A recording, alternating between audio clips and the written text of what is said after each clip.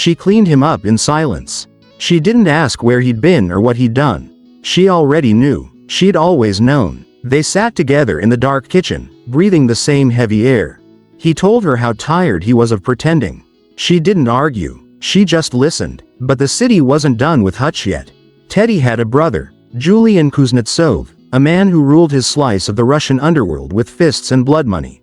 Teddy had been Julian's brother, his reckless, loved baby brother, and now he was dead. The obshak, millions in mafia money, debts, favors, was Julian's burden to protect, and the man who'd killed Teddy had made it personal. Julian didn't just want Hutch dead. He wanted him alive first.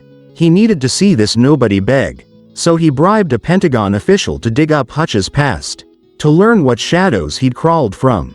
Harry called Hutch first, his voice crackling through the old radio at the back of Hutch's closet. He told him who was coming. Told him to check with the barber, Hutch's old handler, because if Julian knew, more would come next. Hutch listened. When Julian's men finally came, slipping through the dark yard, Hutch hid his family, locked Becca and the kids behind steel and silence. He turned the living room into a graveyard, one body at a time. The last man got lucky. Fired a taser into Hutch's side, dropped him on the kitchen tiles.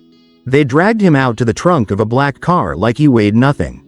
Inside that trunk, Hutch stared at the darkness, felt the familiar hum of anger burn the fog from his head. He cracked open a canister of fire suppressant, jammed it under the seat, let it flood the car with cold chemical air. The driver lost control, swerved, crashed, steel and flame folding in the middle of the street. Hutch crawled out from the wreckage, smoke curling off his shoulders. He was done being nobody. He was done pretending the world could ever forget who he really was.